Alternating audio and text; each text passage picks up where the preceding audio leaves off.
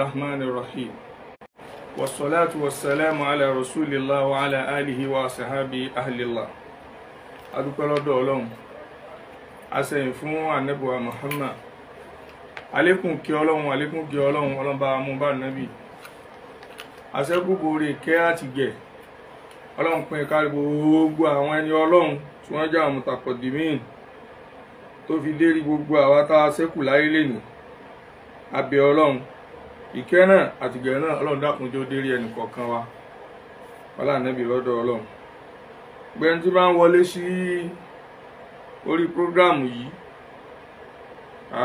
màá fẹ́ kẹ́ ẹ má bá mi share prógrámù yìí. Jàgùdà fẹ́ máa pe ọlọ́pàá lẹ́jọ́ abẹ́ gbọ́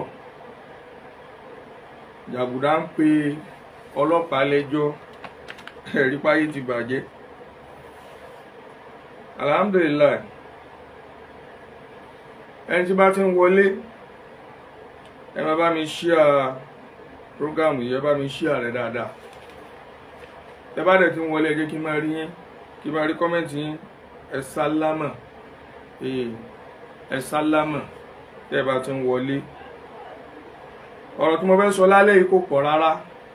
Bùkọ́lá ọmọ Ògbómọ̀ṣọ́, good evening o, ṣe dáadáa lẹ́wà. Bùkọ́lá ọmọ Ògbómọ̀ṣọ́, ẹni tí bá ti ń wọlé ẹ má bá mi share prógrámù yìí, ẹ má bá mi share rẹ̀.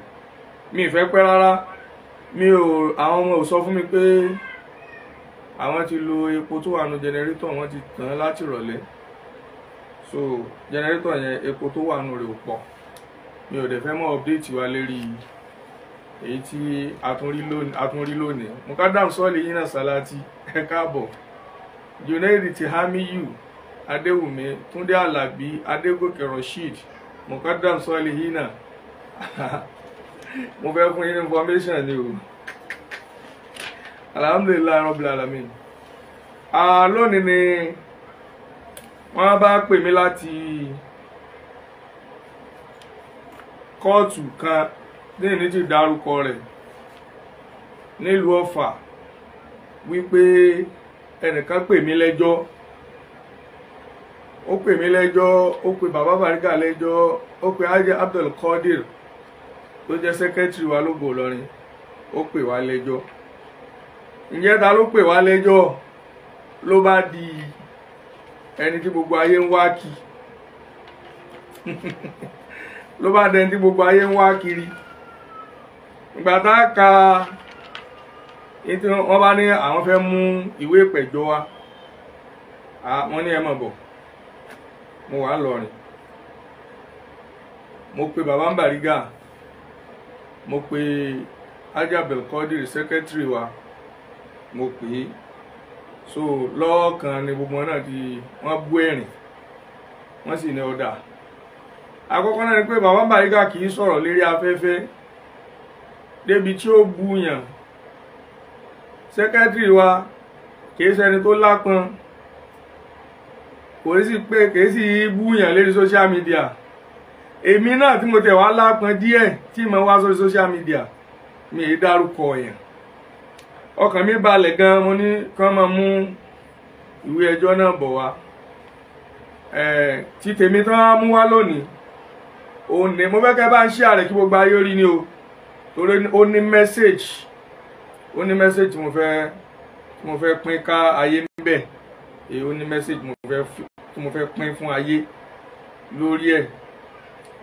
Kí ni tó ṣẹlẹ̀ ni pé ẹ jẹ́ n kọ́kọ́ ka ìdí ń bẹ́ẹ̀ léèbó ẹ má jẹ́ ń dárúkọ kóòtù, ẹ má jẹ́ tí dárúkọ kóòtù, bóyá padà dárúkọ àmọ́ ẹ má ti jẹ́ ń dárúkọ kóòtù. Wọ́n ní direct criminal complaints of criminal conspiracy and defamation of character contrary to section 96(1), 97(2), section 391, section 392 and 393 of Penal Code Act against Alhaji Muritala Bolaji Abdulkareem, Mr. Yusuf Aduagba Lawal Sakama, and Mr. Abdul Qadiri, who are the president, the public relations officer, and the secretary of the Association of Proud Son and Daughter of Ilorin Emirate, respectively. Full stop.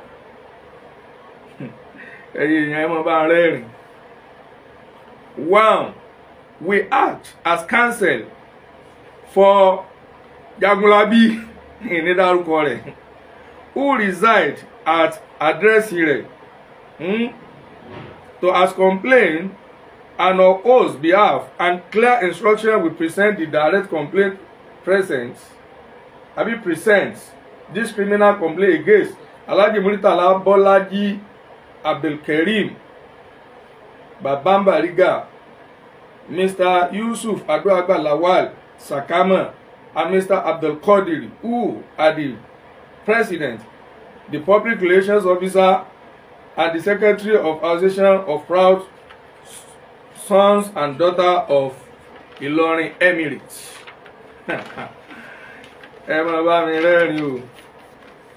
2. The complainant is a businessman and Islamic preacher known for launching frank truths to Muslims, most especially against fake men who position themselves as a men of God in Islam.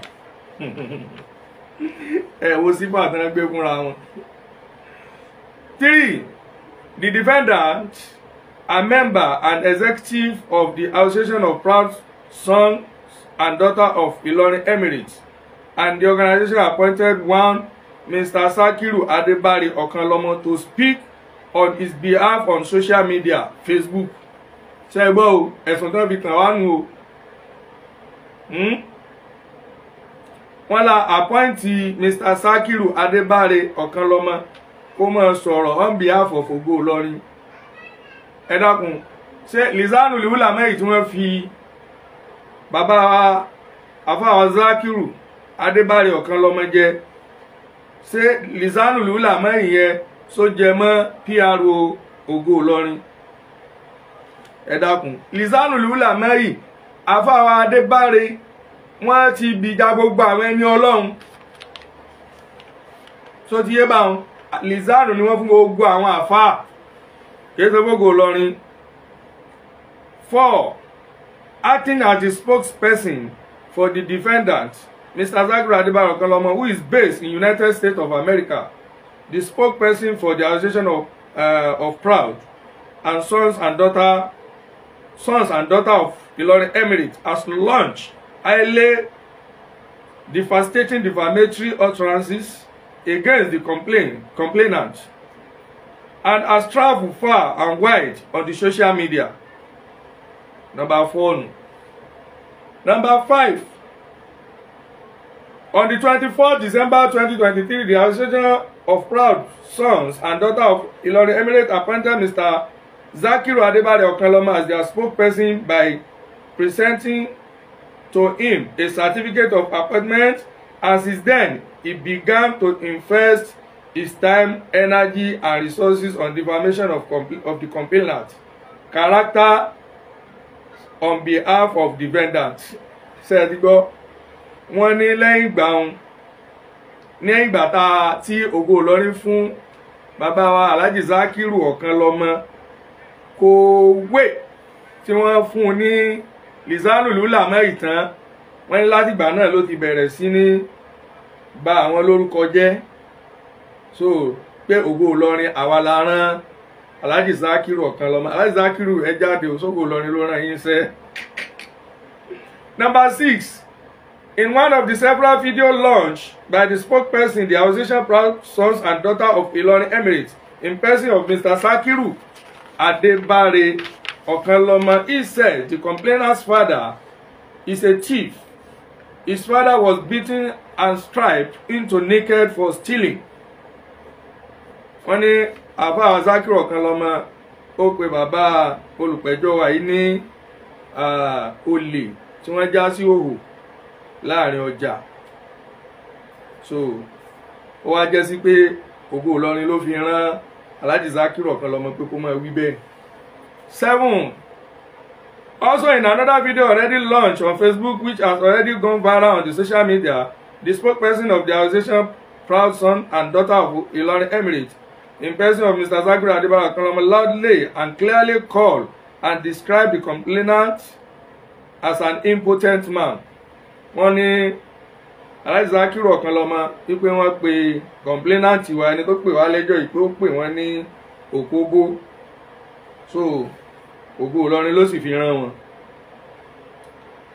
As we write, the video through which the complainant were defamed by the spokesperson of the association proud son and daughter of Ilorin Emirate have been watched by almost 50,000 viewers all over the world, and thousands of the followers of the complainant feel that the various defamatory remarks of the spokesperson of the association of proud son and daughter of Ilorin Emirate are true, and this has caused serious devastating consequence on the complainant personality and his business. Wọ́n ló ti bà ọjà olùpẹ̀jọ́ wa yìí, wọ́n ló ti bà ọjà rẹ̀ jẹ́, ó sì ti kó ìpalára bá. 9.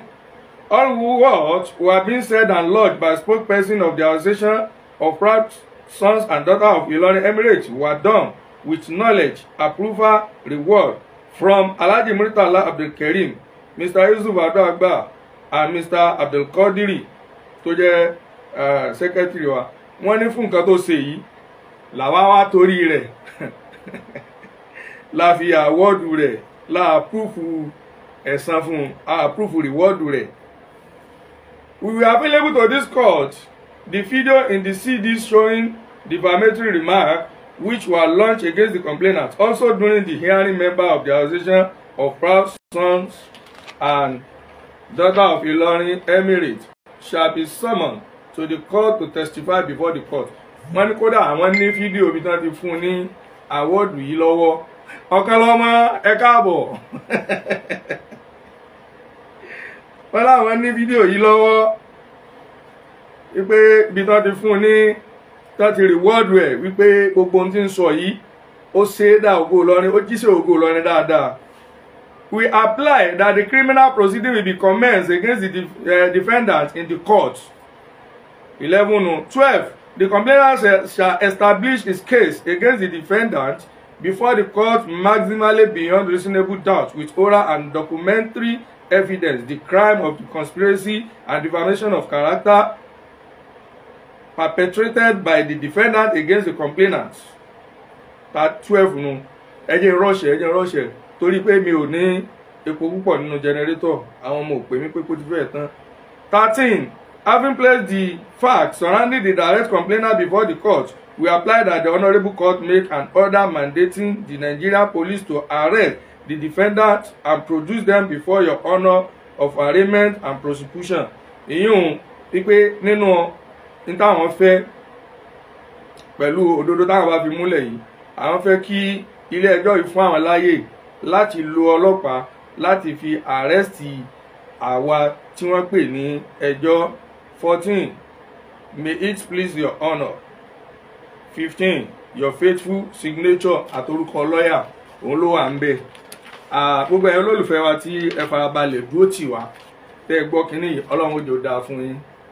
Ìwé tí wọ́n fi pè wá lẹ́jọ́ nì, wọ́n pe Sheikh Sakama lẹ́jọ́, wọ́n pe bàbá Bariga lẹ́jọ́. Bàbá Bariga ní alákọ̀ọ́kọ́, Sheikh Sakama lẹ́lẹ́ẹ̀kejì, ẹlẹ́ẹ̀kẹta òun ni secretary wa Malam Abdul Qadir. Kí la fẹ́ lò níbi ọ̀rọ̀ yìí ni wípé sẹ́rí pé ara lè wà ìsẹ́rí pé ó ti wà in confuse, ó ti confuse gan. Sẹ́rí pé ó ti wà confuse. Ẹ dákun kí n ti wá. Ẹ̀yin àti Alhaji Saheed Okanlomo. Sakama kan cash out ní gbogbo ìgbà ni. Àwo monetize page. Àwa ń ṣiṣẹ́ fọ́lọ́run ni. Àníyàn tá a fi ń ṣe oníkọ́lọ́run fi san wá lẹ́san rí. Sir, send your account for fuel money. Allahu Akbar. Afọlábí Yusuf. If you number kalẹ̀ tẹ́ bá ṣe tán, tẹ́ bá fẹ́ fún wa, àgbò àgbà tẹ́ bá fẹ́ fún wa lówó. Sódìé àgbà. Okay. Rọ́dà ẹ jẹ́ n kọ sórí kìíní.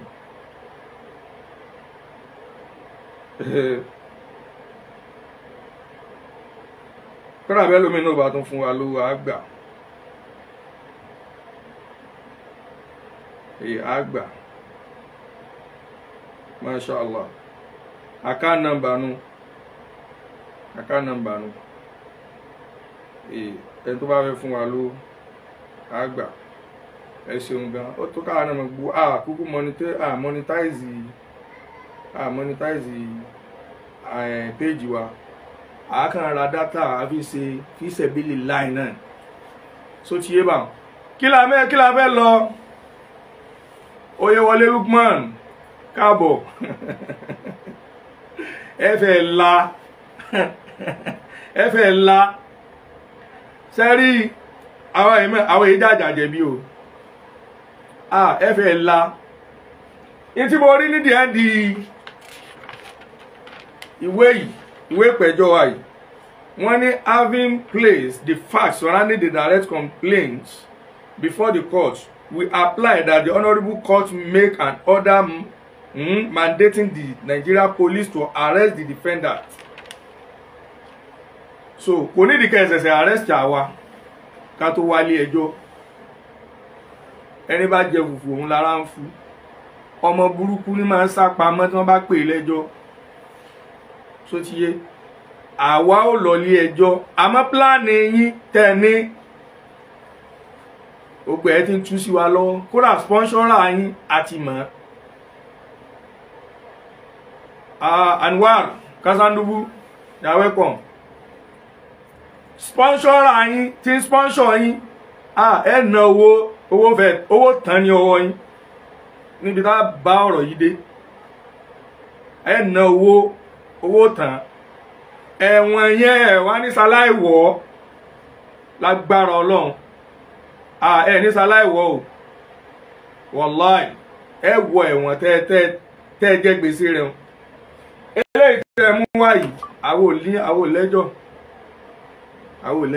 ó láì pé ẹnìkan sẹ́ndì owó láì pé ẹnìyẹn sẹ́ndì owó Allahu Akbar. Kasim Abiodun òkè wọ́n fún wa ní 10,000 naira Ọlọ́run bá san yín lẹ́san rẹ̀ ẹ ṣeun gan so di eba ẹni tó bá fẹ́ fún wa lówó náà á gbowó ẹ ti ẹ̀já jẹun kínní yìí lónìí ẹni tó ní pé mò ń cash out cash out kó làwọn èèyàn tó rò pé mo olówó ni mi wọ́n tún máa pè ní àbá Sakama ẹ̀dàkùn àwọn wà ní mo fi ọba tó dá mi búra kó là mo ti sẹ́ndì owó sí ẹni tó jẹ́ kó là kìí ṣẹlẹ́sìn wa mo ti sẹ́ndì owó sáwọn èèyàn lẹ́nu tí èsè méjì èèyàn mẹ́ta ni mo ti sẹ́ndì owó sí lẹ́nu la nínú kò sí mi náà táwọn èèyàn rò pé bóyá blogger ni wọ́n pa ń gbowó ni gbowó wàláhì tàláì ẹni tó náà bá fẹ́ fún mi lówó kó máa wọlé nísìn sáré arákùnrin wa yìí ìsáká ó rí ẹ̀wọ̀n wàláhì tàláì ìsáká yóò rí ẹ̀wọ̀n àmọ́ fi nọ́mbà tá a pè wọlé sí kalẹ̀ nọ́mbà tí bá ti fi kalẹ̀ òun náà ni ẹ pè sí so ti yé bá wọn tẹ́ ẹ̀ bá ti ẹni tó bá ti pèsè rí nọ́mbà mi ò ní gbé e kó mọ̀ rí pé nọ́mbà tá a fi ń ṣe program fóònù tá a fi ń ṣe program yìí lọ lẹ́mọ̀ wá pè sí so ti yé bá wọn. ibo ni mò ń lọ òun ni wípé ìsáká gbogbo strategy tó ń lò àti plan rẹ pé ó fẹ́ fi ọlọ́pàá àrásì wa tábàdé kóòtù mo fi ọba tó dágbére ọlọ́pàá mi o aṣọ bọ́ lọ́rùn ọlọ́pàá mi aṣọ bọ́ ní ọ̀rùn ọlọ́pàá mi tí ò bá mọṣẹ́ rẹ̀ níṣẹ́ àwọn tẹ́ ẹ máa ń lò fi harassì yàn àsìkò wọn ti tó báyìí àsìkò wọn ti tó báyìí sọ ti yé bá wọn mi ò ní dárúkọ rẹ láyé mi ò sì ní bá ọgbó ebu àmọ́ wípé mo wà fún ògo Ìlọrin mo wà fún Islam ó ti dá Islam rú ó ti bà Islam jẹ́ gan a sọ wípé ìtọ́ ń ṣe a sọ wípé kẹ́ ẹ mọ́ ó dà pé nìkan tó sẹ́ndì o 20,000 naira Afọlábí Yusuf Ọlámilékan ẹ ṣeun gan Ọlọ́run bá san yín lẹ́san rẹ̀ ẹni tó bá fẹ́ support wa náà bismillah tó fẹ́ support page wa yìí mo fẹ́ ra data sí orí fóònù yìí bí ẹ gbọ́ ọ̀rọ̀ ní ẹnujọ́ mẹ́ta yìí bí àṣà rẹ̀ náà ní ẹ gbọ́ Insaka ọ̀nà tó fẹ́ gbà yóò mú ṣé ẹ mọ̀ strategy tó fẹ́ lò on 6 ni wọ́n ní kán gbé ni wọ́n àjọ́nù kéèsì tiẹ̀ sí on 6 ni wọ́n àjọ́nù kéèsì tiẹ̀ sí so àwa tá a wá jẹ́ Ògo Ìlọrin ó fẹ́ distract wa ní on 4 pípẹ́ ká lọ pàdé ní kóòtù yìí ní on 4 so ti yé tá a bá wá lọ ní on 4 yẹn ó tún wá organize àwọn illegal officer tí wọ́n tásọṣẹ́ ó bọ́ ní ọrùn wọn ní ọdún yìí tán bá ṣiṣẹ́ kíṣẹ́ ó ti arrange wọn kalẹ̀ so kóòtù yẹn ní ó ti wá ní kí wọ́n kó wa lọ bí tán fẹ́ kó wa lọ so òun wá ẹsẹ̀ yọjú sí kóòtù ní on 4 gbogbo strategy yín lóye wa àti sponsor yín àti support àti ọmọ Ìlọrin tó mú gbogbo páàsì wa kalẹ̀ tó fi nọ́mbà wa kalẹ̀ tó fún yín ní àdírẹ́sì wa tó fún yín lóko wa gbogbo ẹ̀ tó ti yọ àwọn gbogbo ẹ̀ ló ti wà lọ́wọ́ wa mí báyìí àmọ́ wípé ò ní jìyà tó ṣe wọn albarkola la ilaha illallah albarkola muhammadu rasulullah sallallahu alayhi wa sallam pẹ̀lú ògo Ọlọ́run ó jẹ ìyà ẹ̀ṣẹ̀ rẹ pẹ̀lú ògo Ọlọ́run ó jẹ ìyà ẹ̀ṣẹ̀ rẹ Ọlọ́run wọlá wípé ìntọ́ Ọlọ́run gbìjà mọ́tí ẹ̀jẹ̀ ń lọ bẹ̀ wàlá túsàkú àǹfúsàkùn huwa alam bimani taqa mọ́jẹ̀ ń lọ bẹ̀ Ọlọ́run wọlá wípé àwa náà ní nǹkan míì tá a gbójúlé ju Ọlọ́run lọ a ní nǹkan míì tá à ń ṣe ju Al-Qur'ani lọ a ní nǹkan míì tá à ń ṣe sójú bá a ní nǹkan míì tá à ń ṣe ju àdìkárù lọ sọ̀bá àwọn mẹ́sà òun náà làwa náà ń ṣe àfi tó bá yẹ pé nǹkan míì la dàpọ̀ mọ́ Ọlọ́run nìkan ló kù lọ́ọ́ fi bọ́ níbi kéèsì yìí gbogbo Ọlọ́run wọlá gbogbo ẹni tí ò ṣẹbọ tó pè lẹ́lẹ́bọ Ọlọ́run wọlá gbogbo ẹni tí ò ṣẹbọ tó pè lẹ́lẹ́bọ albarkola la ilaha illallah ó ní bọ́ nínú ọ̀rọ̀ yìí ọkàn mi balẹ̀ wàláhì tàláhì ọkàn mi balẹ̀ ọkàn bàbá Bariga balẹ̀ ọkàn sẹ́kẹ́tìrì wa balẹ̀ àlẹ́bọ̀ kankan lẹ́rù ó dá mi lójú pé Alhaji wa Zakiru Okanlomo ẹ̀mí wọn balẹ̀ wọ́n tó ìjà ara wọn jà kò ṣẹ̀ṣẹ̀ dìgbà téèyàn bá lọ́ wọn mọ́ Ògo Ìlọrin kò ṣẹ̀ṣẹ̀ dìgbà téèyàn bá lọ́ wọn mọ́ Ògo Ìlọrin ok ẹ jẹ́ ká ṣe báyìí ẹ tó bá fẹ́ fún wa lówó àká nọ́mbà ní o kìí sọ owó kéèsì o mi ò gbowó fún kéèsì o àtó tán ni bàbá Bariga kìí béèrè owó lọ́wọ́ ẹnìkankan tó ṣe kìí béèrè owó lọ́wọ́ ẹnìkan Gloria mi tẹ̀ wá bínú mi bínú ó dá mi lẹ́jọ́ pé judiciary Nàìjíríà yìí ó dá mi lẹ́jọ́ wípé àwọn ọlọ́pọlọ àwọn onílàáká ẹni ń bẹ̀ẹ́ bó lè yẹn ti máa rorú ẹjọ́ eléyìí Masha Allah ní sọ̀rọ̀ púpọ̀ ẹ̀yin èèyàn mo fẹ́ pe nọ́mbà tí ẹ pè wá sí àmọ́ mo bẹ̀ ọ́ torí Ọlọ́run ìwọ tó bá pè wọlé má dárúkọ ẹnìkan kan o lè kàn sọ pé Insaka pé ní Insaka tó bá ti dárúkọ èèyàn máa kọ́ tiẹ̀ péjì tí wà yóò wà fún láti wá bú yàn sọ ti yé bá wọn sì má ṣe pèlé ẹnìkan má dájú èpè kọ ẹnìkan sọ ti yé bá wọn ẹtìkẹ́ẹ̀tì bá wọn àmọ́ ẹni tí wọ́n bá ọlọ́pàá tí aṣọ bá fẹ́ bọ́ lọ́rùn rẹ̀ jẹ́ kí wọ́n háyà rẹ̀ láti wá ṣe illegal job sọ ti yé láti wá ṣe illegal job wá ṣe jẹ́ kí wọ́n háyà rẹ láti wá ara ṣe èèyàn a jẹ́ pé iṣẹ́ sú ọnù so ti yé báwọn a jẹ́ pé iṣẹ́ sú ọnù so nídìí eléyìí ẹ pè sórí 090 60 69 37 43. Assalamu alaikum rahmatullah. Assalamu alaikum. Assalamu alaikum. Assalamu alaikum. Assalamu alaikum. Network ni o. Network ni o. Okay, call ló já. Assalamu alaikum warahmatullahi wabarakatuh. Wa alaikum salam. Kí lórúkọ yín láti bolẹ̀ tí ń pè wá? Gbọ́hùn yín. Hello. Hello. Afa Muhammad Jami láti ìlú Agége. Láti Agége. Ó yá, ẹ bá wa dá sọ̀rọ̀ yín ní ìṣẹ́jú kan. Mi ò fẹ́ kẹ́ bú yẹn o, mi ò dẹ̀ fẹ́ kẹ́ dárúkọ ẹnìkan kan níbà. Ìtọ́rẹ̀ ìgbín bẹ́ẹ̀. Masha Allah. Wọ́n sáá tó láti sátébù àti fẹ́sẹ̀ tó yẹ difficult. Masha Allah. Ẹ ṣeun gan. Jazakumullahu khairan jaza. Jazakumullahu khairan. Assalamu alaikum warahmatullah. Wa alaikum salam. Kí lórúkọ yín láti bolẹ̀ tí ń pè wá? Mo sá ló sọ̀rọ̀ láti gbẹ́jọ́ sáradì. Ọmọ Gàmbàrí ni ọmọ mú. Àwọn agbọ́n sọ lẹ́kọ̀ọ́ tó bá ti di máa pè insha Allah wàláyé.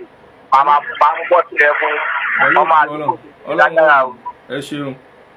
Ẹ má wọrí insha Allah. Masha Allah. Má wọrí ẹgbẹ́ ọlọ́wà sọ́wà. Ẹ ṣeun gan.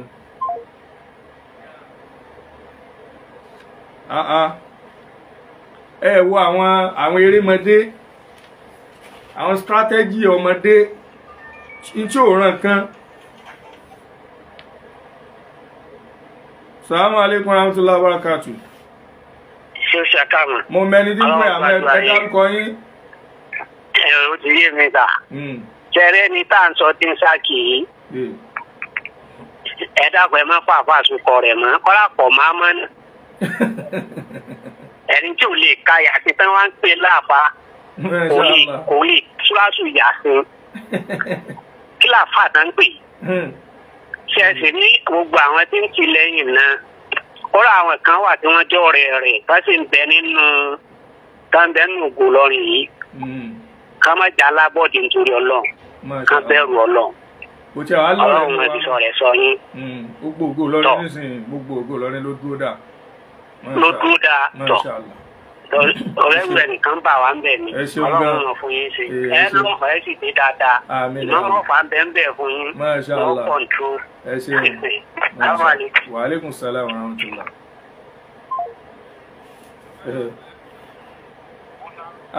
Alhamdulillah. Ẹ mọ́ gbàgbé o láti support page yìí o, owó ni o, account number ni o. Mashallah. 090 60 69 37 43. Ẹ jẹ́ ńkọ́.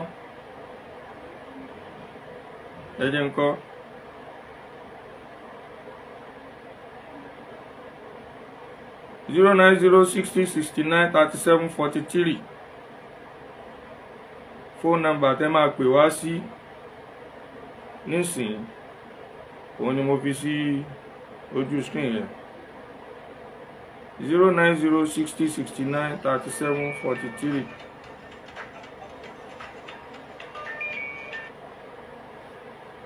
Assalamu alaikum.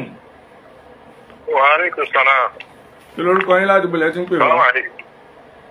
Aláàjì Ìzíàn láti Èkó bí ìbàdí. Aláàjì Ìzíàn láti Èkó. Masha Allah. Ó yá kílẹ̀ fẹ́ bá wa dá sí mẹ́. Ẹ kú iṣẹ́. Ẹ kú jẹ́ àdánwò àtàn yín lẹ́sọ̀. Masha Allah. Ẹ jẹ́ kó di ikú. Kó di ẹyẹ. Masha Allah. Kó máa lọ sókè. Kó gẹ́gẹ́ gbòǹgbò. Ẹ ṣeun gan. Ẹ ṣeun gan. Ó kàn fẹ́ máa lọ gbá ń kó ni. Ìfẹ́ni tó kò yẹn jẹ. Insha Allah. Ẹ̀yin lẹ máa lékè wọn. Insha Allah. Gbogbo àwọn tó ń kọ̀kọ̀ kúkú níbẹ̀. Gbogbo àwọn dàdá dídí tó ń tẹ̀lé lẹ́yìn. tó bá jẹ́ tó kó tètè jẹ́ kó jẹyẹ gẹ́gẹ́ bí orin rẹ̀ kó tó máa lọ. Masha Allah.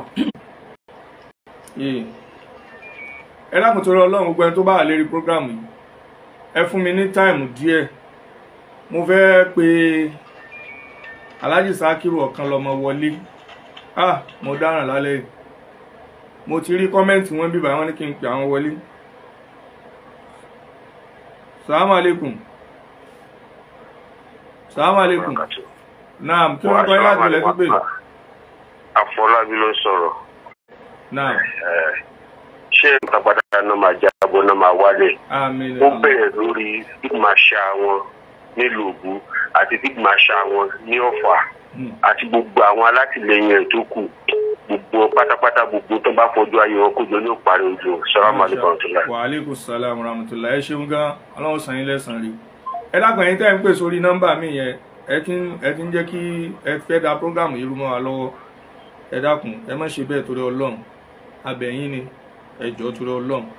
Ẹ jẹ́ kí n pe ẹ dákun gbogbo ẹni tó bá fẹ́ pè nísìnyí ẹ dá kọ́ọ̀lù dúró náà. Mo fẹ́ pe Alhaji wa Sakiru Okanlomo mo ti rí kọ́mẹ́ǹtì wọn wọ́n ní kí n pè àwọn wọlé wọ́n ní kí n pè àwọn wọlé. Bàbá wa kí ó gbè mí àwọn náà ń pè wá láti Saudi Arabia àmọ́ kọ́ọ̀lù ní ń já ìpè wọn wàláì. Bàbá wa kí ó gbè mí àwọn náà wà ní Saudi Arabia Masha Allah. Mo fẹ́ pe bàbá wa Adébáre Okanlomo.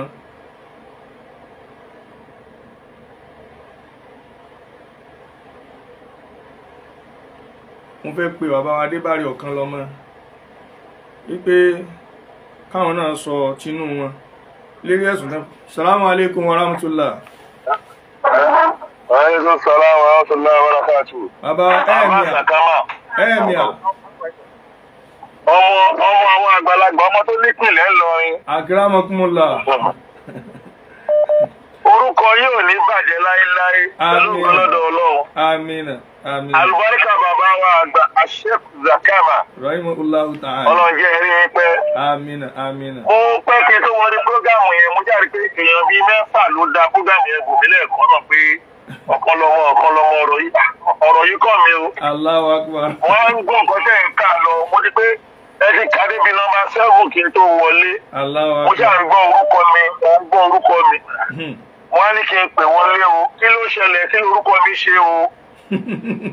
Àmọ́ níparí wọ́n padà gbọ́ yín yé. Masha Allah. Tó yẹ yín. Naam. Àwọn olórí nọ́mbà 1 to 7 mi mọ tí ó wà ń bẹ̀. Àwọn jẹ́ sáré dá sí torí àsìkò torí pé bí èèyàn bá àtàyà èèyàn bá àrùn rákà ní Yorùbá yóò jọ làjà mọ́. Masha Allah. Àkọ́kọ́ ń bẹ̀ ni wípé abẹ́rẹ́ ti bọ́ lọ́wọ́ adẹ́tẹ̀ ó ti dètè. Masha Allah. Bí yóò bá ti mọ ohun tó kàn mọ́ ihun tí yóò kàn lọ́wọ́ tí yóò kàn lẹ́sẹ̀ ló máa rán kiri. Masha Allah. Ẹ dà mọ̀ pé ògbọ́n ọjà àjá ibà fún àmọ́ ọ̀rọ̀ ọlọ́rọ̀ ti bá yẹ ẹlòmíì jẹ. Torí pé ẹni tó bá fi iṣẹ́ tọ́lọ́run wọn lẹ̀ láàrin odidi ọdún méjì tó wá ń gbọ́dọ̀ ọlọ́rọ̀ kì í tó wá náà padà síbi ọ̀rọ̀ Ọlọ́run ṣé Ọlọ́run ti wẹ́ lòmíì. Ló ti Jamiu ṣe lọ́sẹ̀ọ̀sẹ̀. Tí ọ̀kan ṣe lọ́sẹ̀ọ̀sẹ̀. Tó wá jẹ́ sọ pé obìnrin ọ̀rọ̀ Ọlọ́run padà Ọlọ́run ti gbéṣẹ́ lẹ́lòmíì lọ́wọ́ kò yé dáhùn kiri. Ẹ wo kọ́rọ̀ má pọ̀ jù. Ọ̀rọ̀ tí ẹ kàálẹ̀ àti Ìsáká tó lóun gbé yín lọ ilé ẹjọ́. Masha Allah. Tó ní pé ẹ̀yin lẹ gbéṣẹ́ f'Okanlomo ẹ dákun ẹ má bínú pẹ̀lú lágbèjọ fẹ́ wó yìí o ti fẹ́ lóyún èló ní gbogbo ògo lọ ní lọ́wọ́ tó fẹ́ fi gbéṣẹ́ fún mi náà. Àwọn òtí ló Ọlọ́run nìkan la ní. Ẹ má bínú ẹ ní sùúrù àti bàbá Bariga àtẹjọ́ olówó ògo lọ́ọ̀rì. Àti ẹ̀yin tẹ́ jẹ́ PRO àti sẹ́kítírì èló ní gbogbo yín lè gbé fún mi láti máa fi wọ́n mi iṣẹ́ lọ. Àbí. Ẹ wò kò mọ̀ ní tó kọ̀ mọ́ nọ́mbà 1. Nọ́mbà 2 èmi ti wà lórí mò ń ṣe prógráàmù èmi lórí prógráàmù tí mò ń jíṣẹ́ tọ́lọ́run rán mi wípé èyí tó ń ṣe fún ìsìláàmù yẹ̀sìn kọ́ kọ́kọ́ dé èmi àti ẹ̀pọ̀ láyé òun ni máa sọ kí gbogbo ayé máa gbọ́ yìí. Allahu Akbar. Ohun tó kọ́kọ́ dé èmi àti ẹ̀pọ̀ láyé ni wípé mo pè sọ́dọ̀ àáfàá tí wọ́n ń pè ní Aníyìkáyé. Aníyìkáyé ń sọ̀rọ̀ Sunday Igboho ń jọ náà pé Sunday Igboho ló ránṣẹ́. Èmi dẹ̀ mọ̀ Sunday Igboho dáadáa. Sunday Igboho kọ́ ló ránṣẹ́ nígbà yẹn. Mo wá pè pé Sunday Igboho kọ́ ló ránṣẹ́ o. Kódà Sunday Igboho send the voice message kan sí mi pé òun mọ̀ pa wọ́n á sẹ̀rẹ̀ sáyé Aníyìkáyé wá play ẹ̀ lórí program ẹ̀. Alẹ́ ìjọ yẹn ló bẹ̀rẹ̀ sí ní blọ́ọ̀gì mi. Fídíò yẹn ṣe wà. Alẹ́ ìjọ ló bẹ̀rẹ̀ sí ní blọ́ọ̀gì mi. Lòun àti olóyè Sunday Igboho jọ ti program ìjọ yẹn ló wá lọ gbé fídíò ex ìyàwó mi tó kò nílé mi ló gbé sórí èjì ẹ̀. That was 2018. Ló bẹ̀rẹ̀ sí blọ́ọ̀gì mi. So that next time yẹn gbàdúrà di 2019 May láti bá wá bẹ̀rẹ̀ sí ní blọ́ọ̀gì Fúlàní náà. 2019 May on the 29th of May 2019 ni mo kọ́kọ́ ṣe fídíò àkọ́kọ́ káwọn èèyàn lọ wo lórí péèjì mi. Ọ̀rọ̀ Fúlàní mo sọ. Àdẹ Fúlàní kẹ̀kẹ́ ọ̀rẹ́ mi ni òun ló kọ́kọ́ pè mí wípé kí n bó òun dá sọ̀rọ̀ yẹn. Tọ́lá pé kí wọ́n dá sọ̀rọ̀ yẹn gbà yẹn. Ọ̀rọ̀ Fúlàní la jọ ń fà títí tí ó fi Fúlàní ló fún mi nínú ìṣe fọ́tò Tóyìn ìyáláyà. Fúlàní ló sẹ̀dẹ̀ sí mi. Conversation ẹ̀ tó wà lórí fóònù mi àti lórí fóònù àti Fúlàní mo pè é lọ́wọ́. Òun ló sẹ̀dẹ̀ àwọn fọ́tò Tóyìn sí mi. Torí Tóyìn ló gbéṣẹ́ Fúlàní lọ fún Saheed Shittu. Nítorí pé Fúlàní àti Tóyìn jọ lọ sí Dubai. Tóyìn wá lọ rojọ́ fún Saheed pé Fúlàní lòun jìbìtì àárọ̀ tó lòun jìbìtì owó. Náà kó tó wá di wípé Fúlàní wá send gbogbo fọ́tò Tóyìn sí mi. Ọ̀rọ̀ Tóyìn tí mo sọ lórí mídíà ń gbà yẹn ló mú wọn wá àtáàkì mi l'Amẹ́ríkà. Saheed àti Tóyìn àtẹnìkan ló forúkọ fún láti lọ́wọ́ àtáàkì mi lọ́wọ́ àwọn ènìyàn wa. Pẹ̀lẹ́rì tó dájú. Ibẹ̀ lọ̀rọ̀ èmi àti ẹ̀ tí ń bọ̀. Tó yẹ yín kó tó wá di wípé gbẹ̀yìn gbogbo àtùkù tá à ń sọ yìí kò tí ì sẹ́gbẹ́ tó ń jòkó lọ ni. Kò sẹ́gbẹ́ tó ń jòkó lọ ni. So that iṣẹ́ tí mo lè ń ṣe ó ṣe déédéé pé kí èèyàn máa protect àwọn àǹfààní ẹ̀sìn kí èèyàn máa protect ẹ̀sìn ní àìmínìkọ́dẹ̀kọ́ àfọ́nìkùránì náà dájú ẹ̀ àti gbogbo wa bẹ́ẹ̀ dákẹ́sẹ̀tì gbogbo àwa tá à ń ṣe àtúnṣe nínú ẹ̀sìn pé tó ń ṣe yóò ṣe ẹ̀sìn ní Ògo Ìlọrin pè ní wọ́n fún wa ní oyè wọ́n lè fún wa láwọ́ọ̀dù. Ìyẹn wá ní pírọ́blẹ̀mù ẹ̀ ń pẹ́ tọ́dún pé Ògo Ìlọrin fún mi láwọ́ọ̀dù ní pírọ́blẹ̀mù ẹ̀ kò sí wàhálà á jẹ́ pé àwọn tó fún un náà láwọ́ọ̀dù l'Óṣogbo àtàwọn tó fún ní sójà súnmọ́ àwọn olóko máa fún àwọn àfáà nìyẹn. Everybody tẹ́lẹ̀ ọ̀rọ̀ yìí máa di pé gbogbo ẹ̀rọ ìwọ̀n ló máa lọ ilé ẹjọ́. Masha Allah. Ìbá fún ìjà súnmọ́. Ìbá nǹkan tó fún mi àwọ̀dù tó fún mi lọ́fún òun náà. Afterwards àwọn tó fún láwọ́dù yẹn náà àwọn olóko máa fún gbogbo àwọn àfáà Ahlus-Sunnah wal Jamā'ah. Àwọn olóko máa fún gbogbo àwọn ọba àlọ́ni àwọn olórúkọ máa gún iṣẹ́ òkàlùkù ní kíjípa àwọn olórúkọ máa gún mùdírù mọ́lẹ́ àwọn ọdún kan tí wọ́n fún nìyẹn. Allahu Akbar. Ṣẹ́dírí bàbá akẹ́kọ̀ọ́ àgbẹ̀sọ̀ ọ̀kan pé kẹsíọ́lọ́jì àwọn ni wọ́n kọ́ wa ọlọ́run mọ́jú wọn. Allahu Akbar. Torí ẹ̀ẹ́dẹ́gbẹ́ àwọn kan ṣẹ̀ tí ẹ̀ẹ́dẹ́gbẹ́ wọ́n yẹn ń túbá kọ́ ní ẹ̀ẹ́dẹ́kọ́ wọ́n ṣe ń túbá lẹ́yìn náà ṣe irú ẹ̀ lẹ́wọ́n ẹ̀yìn wọ́n máa ta tó pa bí yẹn ní ọyìn ṣe tuntun wá ń sìn ó túmọ̀ sí pé èyí tí wọ́n tún lọ ṣe yìí náà ń sìn wọ́n ti jẹ́ ká mọ̀ wípé àṣegun tó bá ti fihàn láwọ́ọ̀dù àṣegun ló ránṣẹ́ burúkú. Àbí. àyẹ̀wò àwọn ránṣẹ́ burúkú kò sí wàhálà ajá ti pé ọkọ̀ àwọn tó ti fún òun náà láwọ́ọ̀dù ọkọ̀ náà wà gba lẹ́tà. Masha Allah. Torí pé ètò mi ìmọ̀ tó ti ń pin tan ajá tó fi kọ ìmọ̀mù. Àbí. Èmi tó ń parọ́ mọ́ yìí sìn, ó ó bà mí lórúkọ jẹ́ gbogbo tó kà sílẹ̀ yìí ń sìn gbogbo ẹ̀ ó ti ṣe fún mi kí n tó ṣèdákan fún ẹ. àbí. ó ti ṣe fún oníbàbá mi ó jalè wọn gé lápá fídíò ẹ̀ wà lẹ̀. oníyá mi ó kú sínú márúwá fídíò ẹ̀ wà lẹ̀. ó pílánì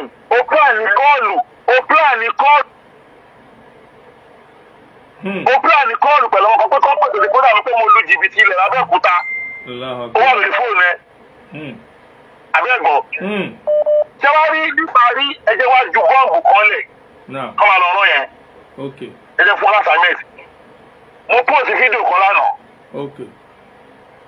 èjì mi wípé ta ló wá rẹkọmẹ́ǹdì lìsánù fún mi nínú Ògo Ìlọrin àlìfùlání ni. Allahu Akbar. Àlìfùlání ló rẹkọmẹ́ǹdì lìsánù fún mi.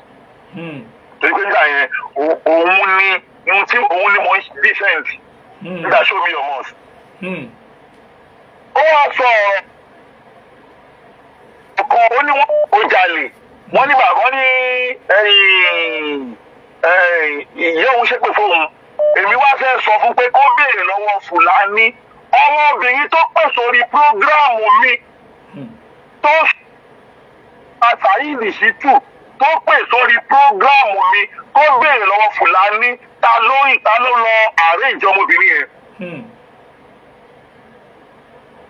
ọ̀rọ̀ tọmọbìnrin yẹn fi èmi gan tètè mọ̀ pé àrèjì ni kọ́ọ̀lù yẹn nọ́mbà ọmọbìnrin yẹn ti wà lọ́wọ́ mi mo yẹ bá yín sọ̀rọ̀ yìí mi ìṣẹ̀mọ̀ àrèjì ni èmi ṣe prógráàmù ọmọbìnrin yẹn pè sórí prógráàmù mi ó dẹ̀ sọ̀rọ̀ nípa Saheed Shittu fún mi ó sọ àwọn ṣé ẹ̀ ń gbọ́ mi ó dẹ̀ sọ̀rọ̀ nípa Saheed Shittu ṣé ẹ̀ ń gbọ́ mi. Data akílódé kí ní ìwọ́nú ara wọn. Network ni o. Ok, ṣé ẹ̀ ń gbọ́ mi báyìí? Mò ń gbọ́ yín báyìí. Ọmọbìnrin yẹn pèsè orí prógráàmù mi. Ó wá sọ àwọn ọ̀rọ̀ kan tó ná dára nípa Saheed lórí prógráàmù mi. Later, nígbà tó wá tó bí oṣù mẹ́ta lẹ́yìn ìgbà yẹn. Ọmọbìnrin yẹn wá padà wá pè mí padà. Ó wá sọ fún mi pé ṣé mo rántí òun ní mi ò rántí yín mọ́ o. Ó ní wípé òun lòun pè mí sórí prógámù ńjọ́ kan tóun sọ fún mi nípa ọ̀rọ̀ báyìí nípa Saheed nípa ẹni báyìí. Mo ní akíwá ni kí n ṣe fún yín. Ó ní kí n gbóhùn kìlọ̀ fún Fùlàní o. Ó ní Fùlàní ló ní kóun pè sórí prógámù yẹn kóun sọ ọ̀rọ̀ yẹn. Ṣùgbọ́n àdéhùn tó wà láàárín àwọn Fùlàní ò ṣe fóun o, kò fóun lówó òun. La ilaha illallah. Mo dẹ̀ sọ fún pé mo ní pé òsì tó kàn mí o. Èmi ò mọ̀ ń pa àárín wa àti Fùlàní o. Nọ́mbà obìnrin yẹn sì wà lọ́wọ́ mi. Jáde ti fẹ́ kú o. Sábà ń tanná fóònù. Nọ́mbà obìnrin yẹn sì wà lọ́wọ́ mi. Tọ́rọ̀ bá dẹ́sẹ̀, màá fún àwọn ọlọ́pàá ní nọ́mbà obìnrin kan tíráàkì obìnrin yẹn. Fùlàní ló àgbé ìjọ ọmọbìnrin torí prógámù mi. Assalamu alaikum warahmatullahi wabarakatuh. Ẹ ṣeun gan, mo dúpẹ́ fún yín, Ọlọ́run bá wa san yín lẹ́san rẹ̀. Ó wù mí kí n gbé kọ́ọ̀lù ẹnìkan ni ẹ ń pè wọlé látẹ̀kan. Ó dàbí pé foreign number ní nọ́mbà yẹn òun náà ni Ọlọ́run ṣeun. Assalamu alaikum. Hello, assalamu alaikum. Ẹ rà sà. Kí lorúkọ yín láti bolẹ̀ tí ń pè wá? Ahmed láti Ìlọrin. Masha Allah. Foreign number lẹ́bi pé yíyẹ sí láti Ìlọrin. Anyway. Assalamu alaikum. Hello.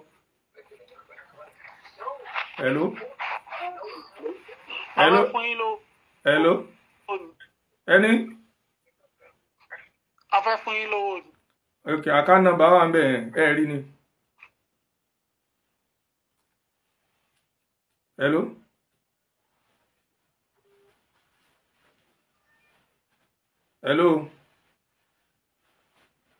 Àwọn kọ́ọ̀lù direct call ló fẹ́ máa já ìpè ẹni tí ń pè. Anyway, mo ti sọ fún wa láti ilẹ̀ náà tẹ́lẹ̀ pé epo tó wà nínú jẹnẹrétọ̀ yìí kò tó nǹkan. Wípé ẹ bá wa gbà bí program yìí bá ṣe mọ ní alẹ́ yìí. fíìmù ló fẹ́ ṣẹlẹ̀ yìí ò fíìmù gidi tí ń pààyàn lẹ́rìn gbogbo ẹ̀yin tẹ́ pẹ́ wọlé ẹ miss gan o àfi kẹ́ lọ tún prógráàmù yìí wò gbé wa lọ kóòtù lórí kíni kí n ti wá Masha Allah ọlọ́run jò dáa fún Alhaji wa Zakiru Okanlomo tí wọ́n clear ọ̀rọ̀ yìí Masha Allah alhamdulillah ẹ jẹ́ ká mọ̀ mú prógámù yẹn wá sí ìparí ẹni tó lóun fẹ́ fún wa lówó tẹ́ bá lè pè wá padà lẹ́yìn ètò so àwọn kọ́ọ̀lù ló ń já kọ́ọ̀lù yín ọlọ́run bá wa san yín lẹ́san rẹ̀ ọlágbára ọlọ́run ọlọ́gbọ́ ọlọ́run ọ̀kan lára wa àwọn àfáà wa àgbà ni wọ́n pè wọlé salamu alaikum agbáwọ̀kúnmùlà ọlọ́run sàlẹ̀ gbẹ̀dà ọlọ́run ní fìyílẹ̀. àmín Allah mo fẹ́ kẹ́ ẹ dá sétò yẹn láàrin ìṣẹ́jú kan èyí sì fẹ́ kẹ́ wo tára sí ń ta yín fi sọ̀rọ̀. ara àrò tàwa máa ẹwọ pé ní àná lára máa ta. tọ́ kò sẹ́ni tó nà wọ́n lẹ́gbà. alhamdulilayi. ẹni àná lára máa ń ta. bẹ́ẹ̀ rí nǹkan tó wà ń bẹ̀ ni pé ọlọ́run bá fẹ́ tú àṣírí èèyàn ọlọ́run àdìsí tẹ kọ́ wa ń dùn ní pé ọlọ́run inna Allaha la yumli liz-zalim hatta idha akhadhahu lam yuflithu. Masha Allah.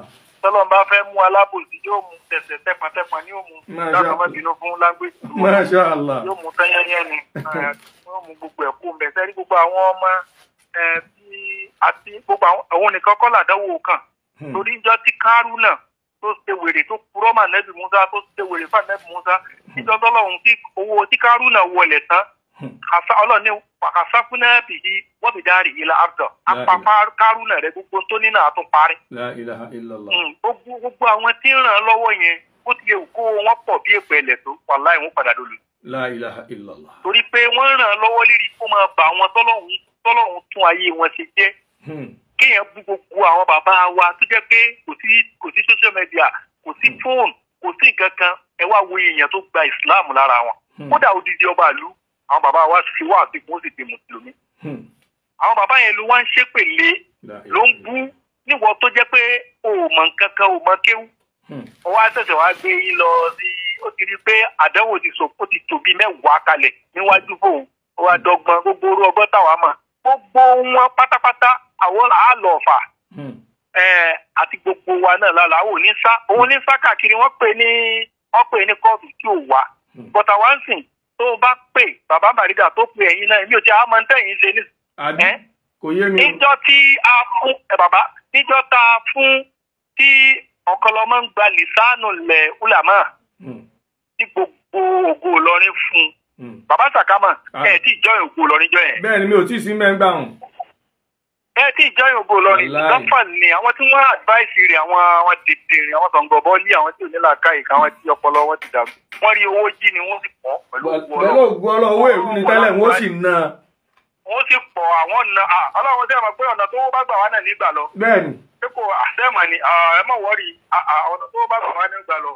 ọlọ́run wọlé Al-Qur'ani yóò wọlé agbára rẹ̀ tí kókò ebi wù sán yóò sì wọlé agbára rẹ̀ tátẹ̀lẹsẹ̀ ebi hun pẹ̀lú ògùn ọlọ́run ipá ọ̀tá ò ní ka yín pẹ̀lú ọlọ́run àti bàbá Bariga àti gbogbo wa pátápátá àmọ́ retí rẹ̀ ńlọrin fẹ́ wọ búlù ni ìdájọ́ wọ búlù mọ́ríkàzì kò fẹ́ wọ búlù kejì ni yóò sì wọ àwọn aláwílẹ̀. Masha Allah. Salamu alaikum. ẹ ṣeun bàbá ọlọ́run bá wa san yín lẹ́san rẹ̀ ọlágbára ọlọ́run. ẹnì yìí ó dàbí pé ẹnìkan ti ṣépèlé pé ọkọ̀ ń tiẹ̀ wájú torí ẹni tí ayé bá sọ pé ọkọ̀ ń tiẹ̀ wájú ni máa wá kọlù wá nílọrin wàláhì ẹni tọ́lọ̀ ń bá táyé bá sọ pé ọkọ̀ ń tiẹ̀ wájú òní máa wá fèrí gbá wá nílọrin èmi nìkan yìí bí mo ṣe mọ̀ yìí kékeré yìí ò lè dá mi bá tù bí mo ṣe mọ̀ yìí ò lè dá mi bá tù ká tó wá sọ Àdìó bàbá Bariga ká tó wá sọ gbogbo àwọn ká tó sọ gbogbo Ìlọrin ọtí tẹ́ wàláhì summa billahi al-azim ọtí tẹ́. Salamu alaikum. ìyàwó Alubarika ọwọ́ tí ń ró ìyàwó mi o ẹ wo òun ló gbé fóònù dání fún mi. ẹ má bínú ẹ kú ètò. ẹ ṣeun gan. Ṣẹ́rí Ọlọ́run kó fún Ògo Ìlọrin ṣe níṣẹ́ tó máa gba yìí ń bẹ̀. Àmín ya Allah. Ọlọ́run kó fún wọn níṣẹ́ àlùbáríkà ṣe. Ṣẹ́rí mistake ti wà látilẹ̀. Àmọ́ òdodo ni kí wọ́n máa sọ. Mistake ti wà lórí ọ̀rọ̀ Saheed. Èmi ò ní pè Saheed Shittu. Ẹ má dárúkọ rẹ̀ yà yín náà. Ọ̀rọ̀ tí mo fẹ́ fún àwọn tó. Ọ̀rọ̀ yín sáká là ń sọ. Ọ̀rọ̀ yín sáká là ń sọ. Mistake tó ti wà láti ilẹ̀ ni wípé ìgbà tó ti ń gbé Tani Ọlọ́run tó ti ń gbé Ìyá Ọ̀ṣun tó ti ń gbé bàbá Tèdè yẹn ló yẹ kí wọ́n ti wárántì gbé Saheed náà torí Saheed náà pẹ́ láwọn tó testify pé bàbá Òkútagídí ní òrìṣà ńlẹ̀ nígbà yẹn ló yẹ kí wọ́n ti gbé Saheed náà. Ẹ máa wòrán kéṣe lẹ́yìn wà ńlẹ̀ kéṣe lẹ́yìn wà ńlẹ̀ àti ìgbé Òkútagídí dìde. Kò jẹ́ lọ o kó yá máa gbọ́ bí kíbi tó bá ń sá kiri o kò jẹ́ lọ o. Salamu alaikum. Ẹ ṣeun gan wa alaikum salam wa rahmatullahi wa barakatuh. Ẹwọ́ tí ń ro ìyàwó mi òun ló bá mi ná fóònù dání. Ẹ bá ń ṣàdúrà fún kọ́lọ́run ó bá mi ṣàlékún dáadáa fún ọlá Ànábì lọ́dọ̀ Ọlọ́run. Ẹ jẹ́ ká máa fi àsìkò yìí dágbére. Gbogbo ẹni tí ó fẹ́ fún wa ní owó tó fẹ́ support page wa account number wa ni so a máa retí ọwọ́ yín. Ẹnìkan pè lẹ́ẹ̀kan ní àwọn fẹ́ fún wa lówó ni but network ò jẹ́ ká rí bí sọ àfà mo fẹ́ fún ìyàwó yín ní 10k for helping you tonight. Allahu Akbar. Ọláyọmí sílẹ̀ ẹ àjẹ́ mọ̀ tó bá ti jẹ́ ti yín ni o ẹ lọ kọ́ sí mi tẹ́ bá ti wọlé o kó mọ̀ wọ́n á sìn mí lówó tí ò wọlé o àbí kó máa lọ claim owó ẹlòmíì tó wọlé fún mi. Ọláyọmí sílẹ̀ kí ni ẹ̀yin gbọ́ owó sọ̀rọ̀ pọ̀ ti gba nǹkan tí láwọn fún 10,000 owó ṣẹ́ ọ́ sì ṣẹ́ díẹ̀ sí gbogbo ẹni tí ẹ wà pẹ̀lú wa ẹni tó lóun sẹ́ndì owó tó bá ti sẹ́ndì rẹ̀ jẹ́ kí n mọ̀ wípé owó ìyàwó mi lọ sẹ́ndì kó mọ̀ máa sìn mí ní owó ẹlòmíì o. Salamu alaikum.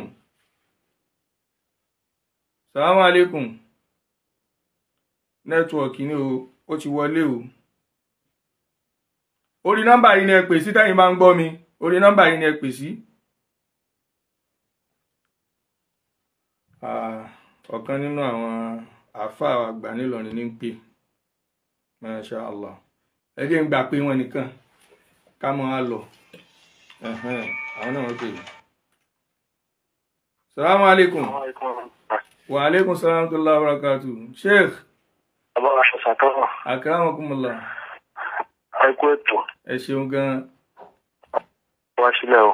Àmín ya Allah. Àmín. Ọlọ́run bá wa tó ọlànàbí wọn jù ọ náà. Àmín ya Allah. Àpẹẹrẹ kí ẹ̀rùbá ọmọkùnrin kí ní bẹ̀rù fún. Àbí? Àpẹẹrẹ kó bẹ̀rù fún. Gbogbo kíní ẹ ti pọ̀ lẹ́yìn bóun náà ti sọ ó ti sọ kan kí nípa kí lóòrùn ló yẹ ká pa kí n. Tó a jẹ́ ìjà kí n tó ti lóhùn kò bẹ̀rù ẹgbẹ́ ṣe bó máa déhùn náà ni. Ó yẹ kó fi ẹ̀ kalẹ̀ náà. Ẹ kó fi ẹ̀ kalẹ̀ so ìlú wa ilé ìsìn àwọn ò tí ì sọ kankan. Báwa bá fẹ́ sọ̀rọ̀ nísìnyí wọn àti bàbá lè pàtà dóko. Wàláhì lè àzìm kí àgbẹ̀rẹ̀ sọ̀sọ́kùsọ. Wàláhì a kàn ń fọwọ́ lẹ́rìn à ń wo àdán torí kò tó ń wò sí ẹ̀jẹ̀ láti ṣe. So a fẹ́ wo ibi tó ń bá kó fẹ́ fi sí. So wọ́n gbé àwọn ẹ̀dá fún alára wa tó ń dàbòdì fúnra wa. Masha Allah, Masha Allah. So àwọn afọwọ́ lẹ́rìn àwọn afẹ́ wo ibi tó ń kálukú bá fẹ́ fi sí kò sẹ́ni táwọn lè dojúkọ tó bá ti gbé lórí òdodo ni. Masha Allah. Wàláhì lè àṣìbá gbé lórí òdodo ni. Àlẹ́ mi bàbá Bariga máa ń sọ̀rọ̀ kan. Bàbá Bariga ní ìwọ tí wọ́n bá ti sọ fún pé ọkọ̀ ń tiẹ̀ wájú ìwọ ló mọ̀ wá bú àwọn bàbá wa nílọrin. Ìwọ tí wọ́n bá ti sọ fún pé ọkọ̀ ń tiẹ̀ wájú tó jẹ́ pé àgbákò ń rẹ́dì fún ọ ló mọ̀ wá bú àwọn àfáà wa nílọrin. Kódà kó bú àfáà lúmìíràn á dìde fún ẹ á dìde. Wàláhì bàbá Sakama ní mo fẹ́ rí ìṣẹ̀lẹ̀. Masha Allah. Wàláhì lè àfi mú lè fẹ́ nígbà tí bá òkè ní ìtàlẹ̀. Mo ti bá kó kalẹ̀ lọ́pọ̀ yanturu wàláhì lè àfi mú fi ọlọ́wọ́ bá ti mú gẹ́ni mo fi jẹ́ lẹ́yìn mò ń retí rẹ̀. Masha Allah.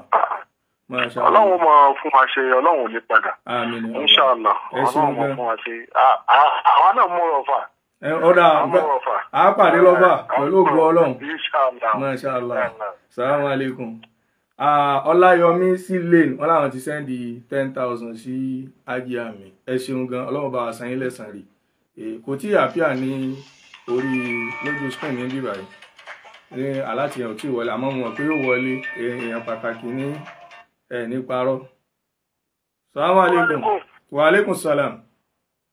Aji Yusuf, Ọlọ́run pẹ̀lú rẹ̀. Amina, amina.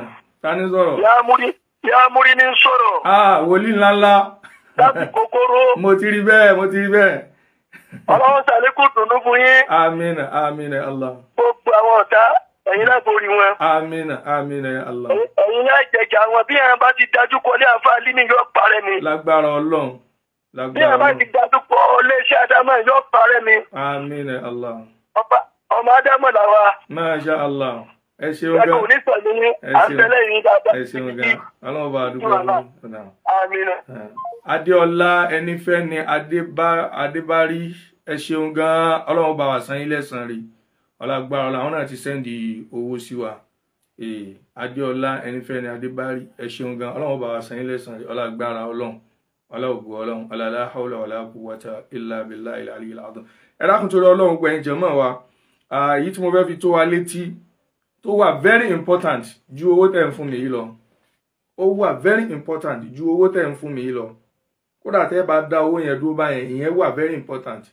Ṣé rí àsìkò tá a wà yìí, ebi pọ̀ nílùú gan, ara dẹ̀ ní àwọn èèyàn. So ti yé, àìná heritage màá mọ̀ retí kọ́ yín, ẹ ṣeun gan. Sheikh Dangote Sanusi, account number náà ní lójú screen yìí, ó wà lójú screen. Ṣé ẹ rí ni? So Ramadan, ebi ń pa àwọn èèyàn gan, àwọn wo wípé bó làwọn èèyàn ṣe fẹ́ rí àwẹ̀ gbà pé náà wá báyìí. Báwo ni àwọn èèyàn ṣe fẹ́ rí sọkíní ẹ̀ka lẹ́kọ̀ọ́ jòkó lórí street? Báwo làwọn èèyàn ṣe fẹ́ rí Ramadan ọdún yìí? Báwo ni wọ́n ṣe fẹ́ rí gbà ní rọrùn? Èyí tí fi ń dáa jù ní wípé ká rí àwọn tí ó sponsor Ramadan program wa lórí Facebook.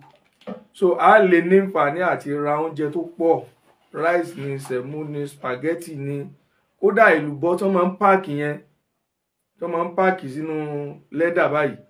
Ká fún àwọn èèyàn, káwọn èèyàn rí nǹkan fi sínú, káwọn èèyàn rí nǹkan fi jẹ sààrì. Ká mọ̀ fún àwọn èèyàn. Ẹ dákun torí Ọlọ́run gbogbo ẹni tí ó bá sponsor wa, afọlọ́run ọba bẹ̀yìn, ẹ dákun ẹ mọ́ sàrán sí Ọlọ́run lọ́wọ́. Pẹ̀lú ògo Ọlọ́run gbogbo ẹni tó bá ràn wá lọ́wọ́, Ọlọ́run ó ràn yín náà lọ́wọ́. Kódà ẹni tí ò ní tó wù kó náà ràn wá lọ́wọ́, Ọlọ́run ó ràn yín náà lọ́wọ́. Wala agbára Ọlọ́run. Ìyẹn wà very important ju owó tẹ́ ń fún mi yìí ga lọ. Torí wípé kọ́ọ̀lù tí mo ti gbà pé àbáṣà kámẹ́ dákun ẹ ràn wá lọ́wọ́ láti gbààwẹ̀ ọdún yìí. Láwọn obìnrin, wàláì, Ramadan program ọdún yìí àwọn obìnrin la jẹ́ kí ẹ̀bùn wa jáde sọ́dọ̀ wọn jù. Gbogbo ẹni tó bá fẹ́ ṣe ìrànlọ́wọ́ fún wa lérí ẹ̀, ẹ dákun ẹ mọ́ sáà, ẹ pè wá. Nọ́mbà tẹ́ ń pè sí yìí, nọ́mbà tẹ́ ń kọlù sí yìí, kìí ṣe nọ́mbà tẹ́ lè pè sí, òun la fi ń ṣe program lọ́wọ́. Ẹni tí ń pè mí yẹn kó pè mí lẹ́yìn ètò. Ẹ já mọ̀ fẹ́lẹ́ ìdágbére fúnra wa pé assalamu alaikum wa rahmatullahi wa barakatuh.